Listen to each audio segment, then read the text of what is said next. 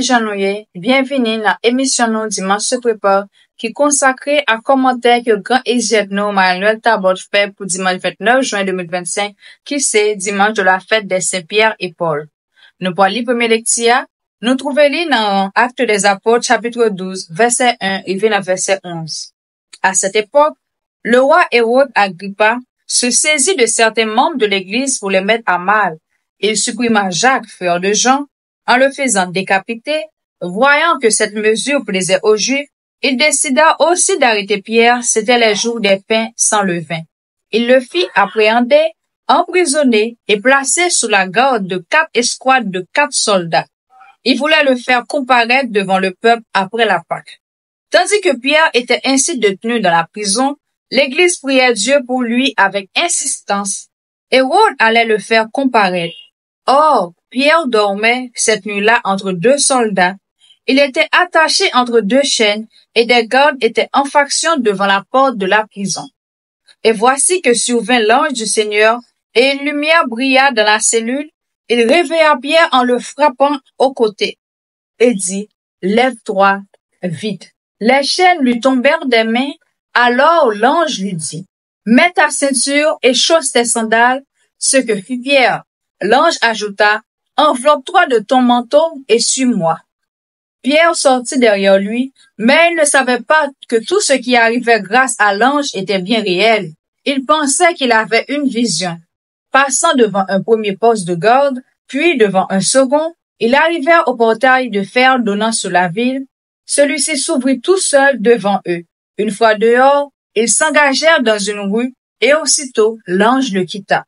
Alors, se reprenant, Pierre dit, « Vraiment, je me rends compte maintenant que le Seigneur a envoyé son ange et il m'a arraché aux mains d'Hérode et à tout ce qu'attendait le peuple juif. » On nous lit commentaire. Le caractère miraculeux de la délivrance de Pierre ne doit pas faire oublier dans quelle ambiance vit la très jeune église chrétienne. Jésus a été exécuté probablement en avril 30. Au début, ses disciples étaient fort peu nombreux et n'inquiétaient personne. Les choses se sont gâtées pour eux quand ils ont opéré quelques guérisons un peu trop spectaculaires. C'est ainsi que Pierre a déjà été mis en prison 2 fois par les autorités religieuses. La première fois, c'était avec Jean. Ces soldats par une comparution au tribunal et des menaces. La deuxième fois, il était avec d'autres apôtres que Luc ne nomme pas et ils ont été libérés déjà de manière miraculeuse. Le grand prêtre et tout son entourage furent remplis de fureur. Ils firent appréhender les apôtres et les jetèrent publiquement en prison. Mais, pendant la nuit, l'ange du Seigneur ouvrit les portes de la prison, les fit sortir et leur dit, « Allez, tenez-vous dans le temple, et là, annoncez au peuple toutes ces paroles de vie. » Puis, quelques mois ou quelques années plus tard, les mêmes autorités religieuses interviennent une nouvelle fois contre les chrétiens, exécutent Étienne et déclenchent une véritable persécution qui pousse les plus menacés d'entre eux, ce qu'on appelle les hellénistes, à quitter Jérusalem pour la Samarie et la côte méditerranéenne. Jacques, Pierre et Jean, comme l'ensemble des 12, sont restés à Jérusalem. Dans l'épisode qui nous est raconté ici, c'est le pouvoir politique qui s'en prend à eux. Cela se passe sous Hérode Agrippa. Or, celui-ci n'a régné que de 41 à 44 après Jésus-Christ. L'emprisonnement de Pierre date donc des années 41 à 44. Hérode Agrippa est le petit-fils d'Hérode le Grand, celui qui régnait au moment de la naissance de Jésus. Il est soucieux de ménager la chèvre et le chou, c'est-à-dire le pouvoir romain de côté et les Juifs de l'autre, à tel point qu'on dit de lui qu'il est romain à Césarée et juif à Jérusalem. De toute manière donc, qu'il cherche à plaire aux Juifs ou qu'il cherche à plaire aux Romains, il ne peut qu'être ennemi des chrétiens. C'est dans ce cadre-là que pour se faire bien voir des Juifs, il fait exécuter Jacques, fils de Zébédée, et emprisonne Pierre. Cette fois encore, Pierre va échapper miraculeusement. Mais ce qui intéresse Luc ici, beaucoup plus que le sort personnel de Pierre, c'est la mission d'évangélisation. C'était bien le sens des paroles de l'ange la première fois. Allez, tenez-vous dans le temple et là, annoncez au peuple toutes ces paroles de vie. Si les apôtres sont libérés, C'est parce que le monde a besoin d'eux.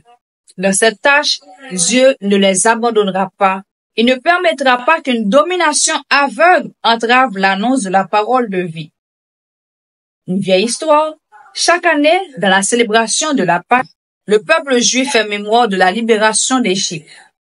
Les Hébreux, réduits en esclavage et menacés d'un véritable génocide, ont été miraculeusement libérés. Relisant leurs histoires de siècle en siècle, d'année en année, ils affirment et ils annoncent au monde que cette libération est l'œuvre de Dieu. Malheureusement, par un mystérieux retournement, il peut arriver que ceux qui sont chargés d'annoncer au monde et d'accomplir eux-mêmes, au service des hommes, l'œuvre libératrice de leur Dieu, se fassent à leur tour complices d'une nouvelle forme de domination. Aucune église n'est à l'abri de ce piège-là.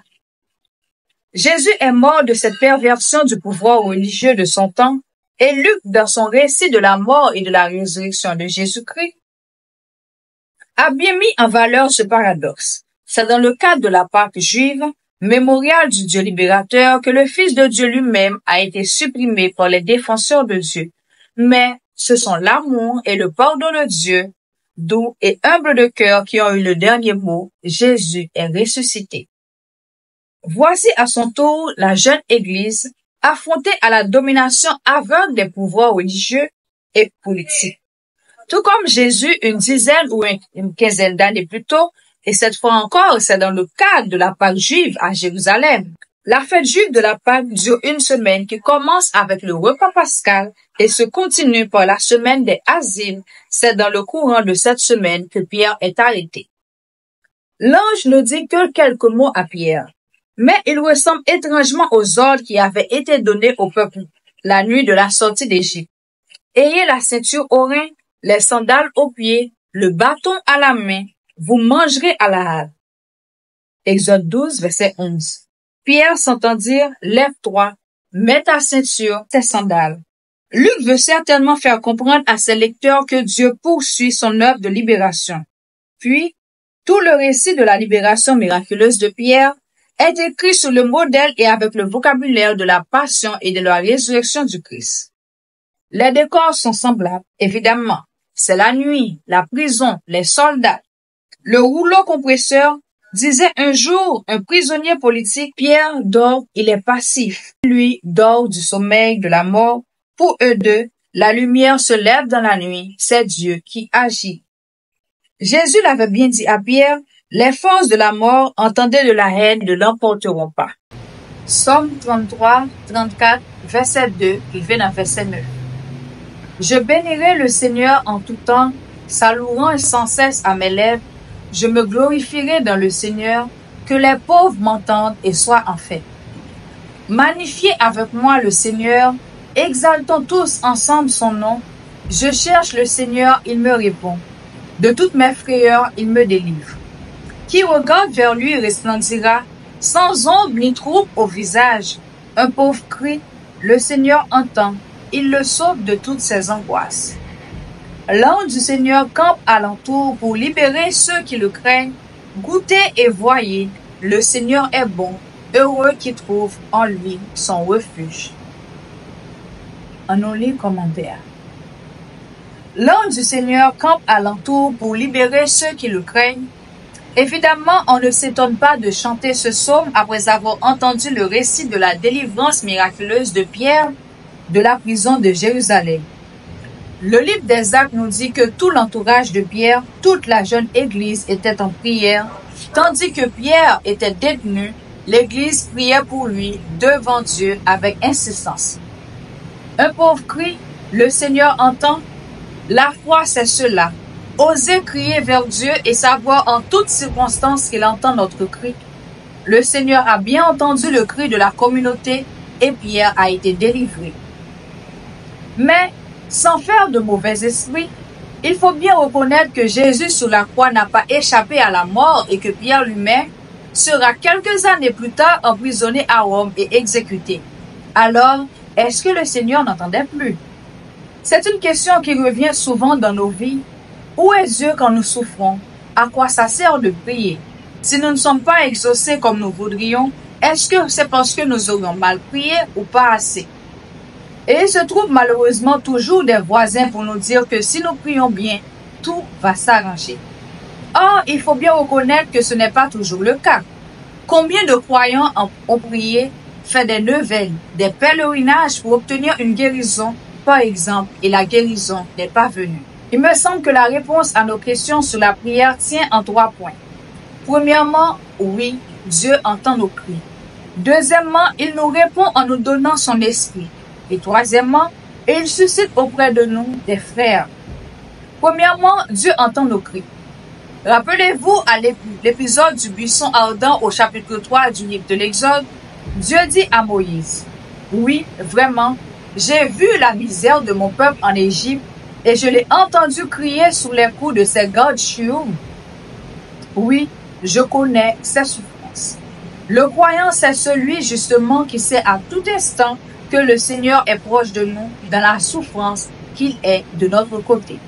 Ce que dit notre psaume 33-34, à sa manière, « Je cherche le Seigneur, il me répond, il me délivre, il entend, il sauve, son ange campe alentour, il délie ceux qui le craignent, il est un refuge. » Deuxièmement, Dieu nous répond en nous donnant son esprit. C'est le sens du fameux passage de Saint Luc, « Frappez, on vous ouvrira ». Nous ne lisons pas toujours jusqu'au bout et nous sommes tentés d'en déduire que tout devrait s'arranger si nous prions comme il faut, mais ce n'est pas cela que Jésus promet. Demandez, on vous donnera. Cherchez, vous trouverez. Frappez, on vous ouvrira. En effet, quiconque demande reçoit. Quiconque cherche trouve, et à qui frappe, on ouvrira. Quel père parmi vous, si son fils lui demande un poisson, lui donnera un serpent au lieu de poisson? Ou encore, s'il demande un œuf, lui donnera-t-il du scorpion? Si donc vous, qui êtes mauvais, savez donner de bonnes choses à vos enfants, combien plus le Père Céleste donnera-t-il l'Esprit Saint à ceux qui le demandent? Nous trouvons dans Luc, chapitre 11, verset 9, et dans verset 13. Quand nous prions, nous dit Luc, Dieu ne fait pas disparaître tout souci comme par un coup de baguette magique, mais il nous remplit de son esprit. Et alors, avec l'Esprit de Dieu, nous pouvons affronter les épreuves de notre vie. Toute prière nous ouvre à l'action transformante de l'Esprit. La réponse de Dieu à notre cri, c'est de susciter en nous la force nécessaire pour modifier la situation, pour nous aider à passer le cap. Nous ne sommes plus seuls et nous sommes réellement délivrés de nos angoisses. Un pauvre cri, le Seigneur entend, il le sauve de toutes ses angoisses. Je cherche le Seigneur, il me répond. De toutes ses frayeurs, il me délivre. Quels que soient les coups, le croyant sait que le Seigneur entend ses cris et son angoisse peut disparaître. Troisièmement, Dieu suscite auprès de nous des frères. C'est la deuxième leçon du buisson ardent. Quand Dieu dit à Moïse, « Oui, vraiment, j'ai vu la misère de mon peuple en Égypte et je l'ai entendu crier sous les coups, oui, je connais ses souffrances. » Il suscite en même temps chez Moïse l'élan nécessaire pour entreprendre la libération du peuple. Et maintenant, puisque le cri des fils d'Israël est venu jusqu'à moi, puisque j'ai vu le poids que les Égyptiens font peser sur eux, va maintenant, je t'envoie vers Pharaon, fais sortir d'Égypte mon peuple, les fils d'Israël. Exode 3, versets 9 et 10. Le peuple Israël, et c'est lui d'abord comme toujours qui parle dans Somme, a vécu de nombreuses fois cette expérience de la souffrance, du cri, de la prière, et à chaque fois, il peut en témoigner. Dieu a suscité les prophètes, les chefs dont il avait besoin pour prendre son destin en main, et c'est bien l'expérience historique d'Israël qui est dite ici. La foi apparaît alors comme un double cri de l'homme. L'homme crie sa détresse vers Dieu, comme Job. Dieu l'entend, le libère de son angoisse. Et l'homme reprend la parole cette fois pour rendre grâce.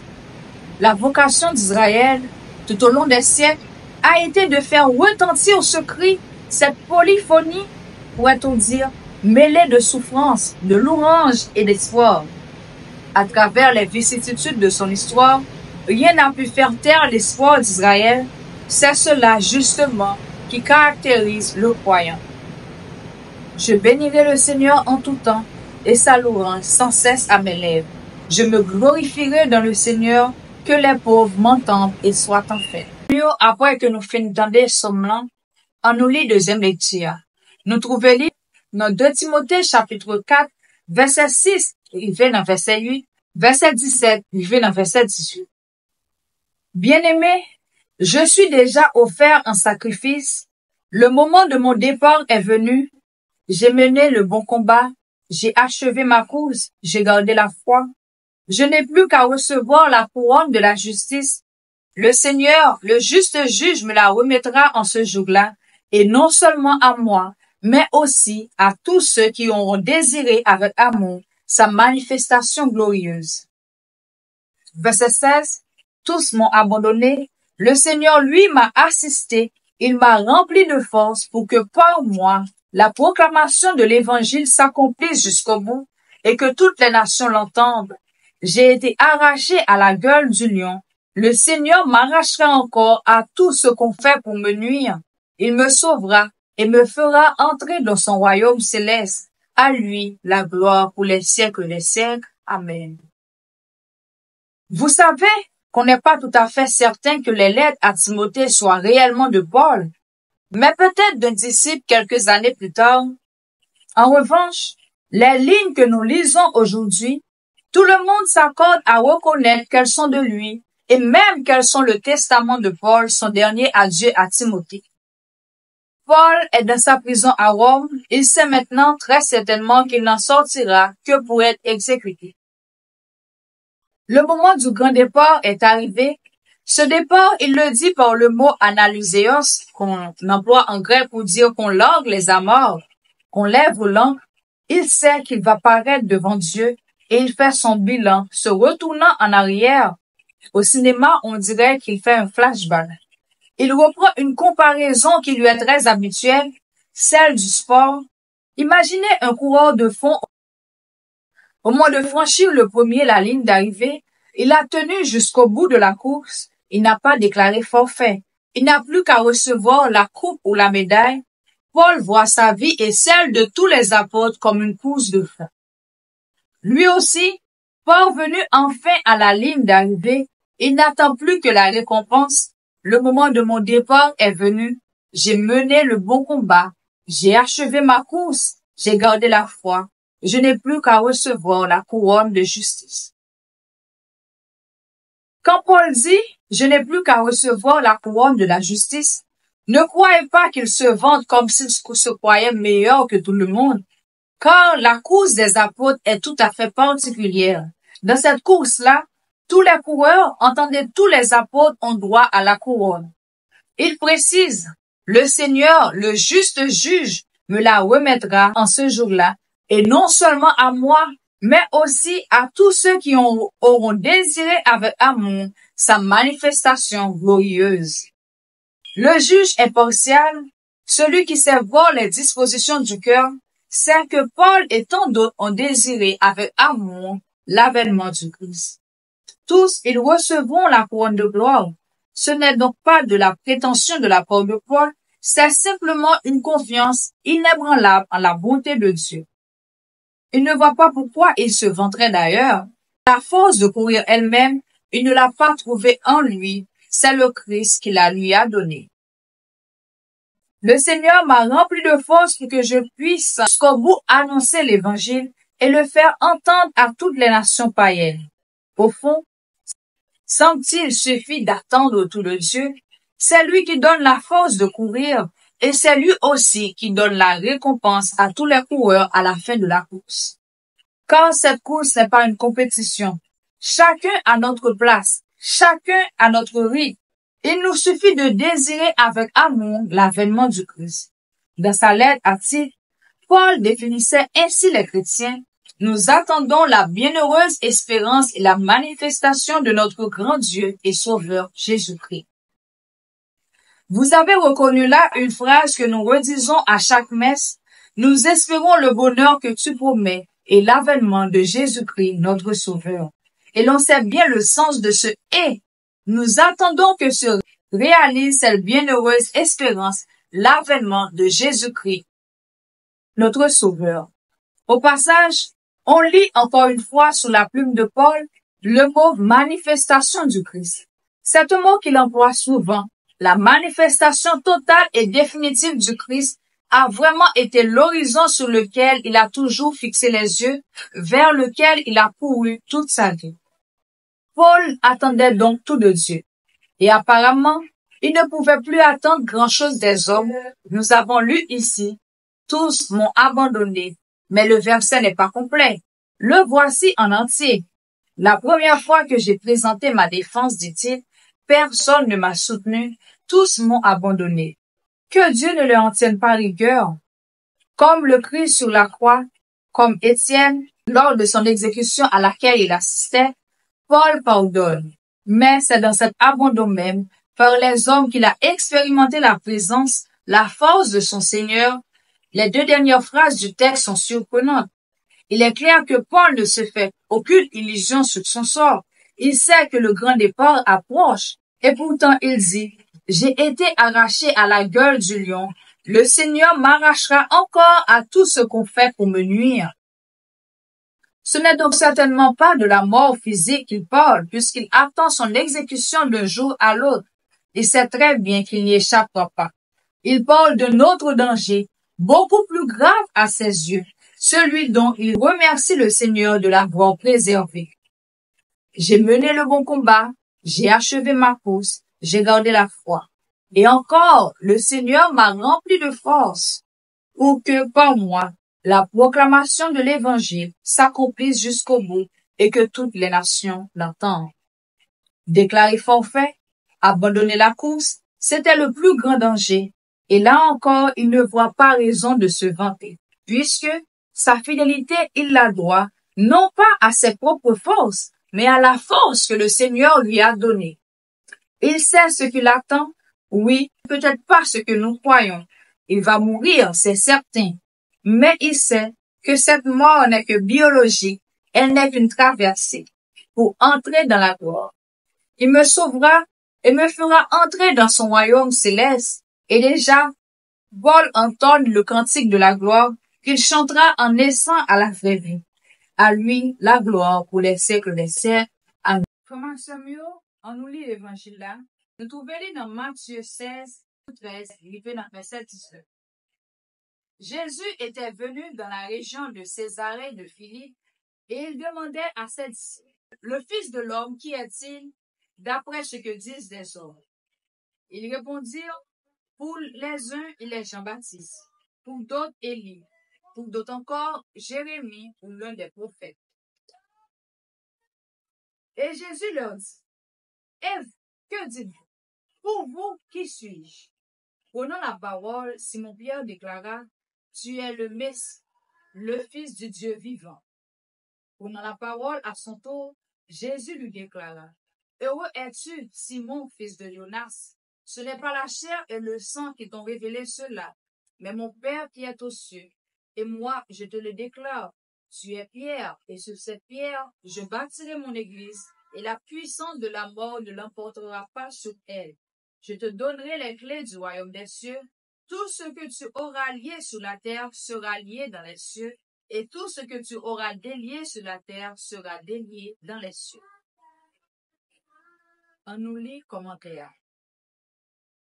Très certainement, aux yeux de Matthieu, cet épisode de Césarée constitue un tournant dans la vie de Jésus, car c'est juste après ce récit qu'il ajoute, à partir de ce moment, Jésus commença à montrer à ses disciples qu'il lui fallait s'en aller à Jérusalem, souffrir beaucoup de par les anciens, des grands prêtres et des scribes, être mis à mort et le troisième jour ressuscité.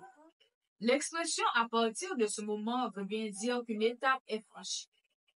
Une étape est franchie, certainement, mais en même temps, et c'est ce qui est le plus surprenant dans ce passage, rien n'est dit de neuf.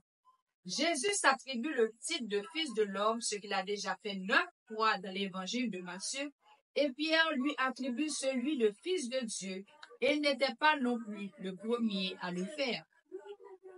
Premier titre, le Fils de l'homme. Une expression sortie tout droit du livre de Daniel au chapitre 7. Je regardais dans les visions de la nuit, et voici que sur les nuées du ciel venait comme un fils d'homme. Il arriva jusqu'au vieillard, et on le fit approcher en sa présence, et il lui fut donné souveraineté, gloire et royauté. Les gens de tout peuple, nation et langue le servaient. Sa souveraineté est une souveraineté éternelle qui ne passera pas, et sa royauté une royauté qui ne sera jamais détruite. Quelques versets plus loin, Daniel précise que ce Fils de l'homme n'est pas un individu solitaire, mais un peuple. Les saints du Très-Haut recevront la royauté, et ils posséderont la royauté pour toujours et à tout jamais. La royauté, la souveraineté et la grandeur de tous les royaumes qu'il y a sous tous les cieux, elles ont été données au peuple des saints du Très-Haut. Sa royauté est une royauté éternelle. Toutes les souverainetés le serviront et lui obéiront. Quand Jésus s'applique à lui-même ce titre de Fils de l'homme, il se présente donc comme celui qui prend la tête du peuple de Dieu. Le deuxième titre qui lui est donné ici, c'est celui de Fils de Dieu. Ce n'est pas la première fois non plus. Dès le début de l'Évangile, par exemple, au chapitre 4, c'est le diable qui tente Jésus au désert en employant ce titre. Si tu es le Fils de Dieu, il a raison d'employer le titre, mais il se trompe sur son contenu. Il ne peut qu'imaginer qu'un Fils de Dieu puissant et invulnérable, exploitant sa puissance à son propre profit. Pour Jésus, être Fils de Dieu, c'est faire totalement confiance à Dieu son Père et se nourrir de sa parole.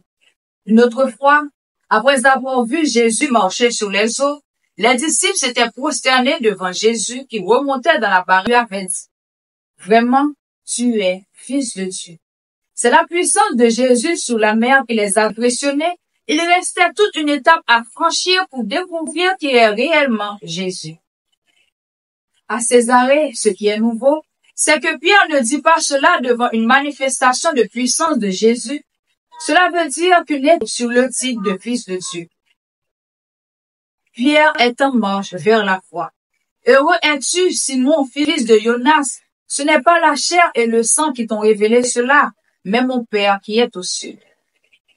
Ce qui est nouveau aussi à Césarée, ce n'est pas l'usage de l'un ou l'autre des deux titres de Jésus, c'est leur jonction. Qui est le Fils de l'homme? Demande Jésus, et Pierre répond, il est le Fils de Dieu. Jésus fera le même rapprochement au moment de son interrogatoire par le grand prêtre. Celui-ci lui demande, je t'adjure par le Dieu vivant de nous dire si tu es toi, le Messie, le Fils de Dieu. Et Jésus répond, tu le dis. Seulement, je vous le déclare désormais, vous verrez le Fils de l'homme siégeant à la droite du Tout-Puissant et venant sur les nuées du ciel. Matthieu 26, verset 63. À ce moment, bien sûr, on ne peut pas se tromper. Dieu se révèle non comme un Dieu de puissance et de majesté, mais comme l'amour livré aux mains des hommes. Dès que Pierre a découvert qui est Jésus, celui-ci aussitôt l'envoie pour l'Église. Tu es Pierre, et sur cette pierre, je bâtirai mon Église. On l'a vu tout à l'heure. Le Fils de l'homme n'est pas un individu isolé, c'est un peuple. Et sur quoi le Christ construit-il son Église? Sur la personne d'un homme dont la seule vertu est d'avoir écouté ce que le Père lui a révélé. Cela veut bien dire que le seul pilier de l'Église, c'est la foi en Jésus-Christ. Et Jésus ajoute, ce que tu auras lié sur la terre sera lié dans les cieux, et tout ce que tu auras délié sur la terre sera délié dans les cieux. Cela ne veut pas dire que Pierre et ses successeurs sont désormais tout-puissants. Non, cela veut dire que Dieu promet de s'engager auprès d'eux. Pour nous, il nous faut et il nous suffit d'être en communion avec notre Église pour être en communion avec Dieu. Dernier motif pour nous assurer, Jésus dit, je bâtirai mon Église. C'est lui, Jésus, qui bâtit son Église. Nous ne sommes pas chargés de bâtir son Église, mais simplement d'écouter ce que le Dieu vivant veut bien nous révéler. Et parce que c'est le Christ ressuscité, Fils du Dieu vivant qui bâtit, nous pouvons en être certains, la puissance de la mort ne l'emportera pas. Comme Axomio, nous remercions nous toutes et nous chaque qui tape sur émission que Marie-Noël Tabot fait pour dimanche 29 juin 2025, qui c'est dimanche de la fête de Saint-Paul et Saint-Pierre. Que bon Dieu bénisse nous, et nous souhaitons nous tous et nous chaque une bonne fête. Qu'elle fête.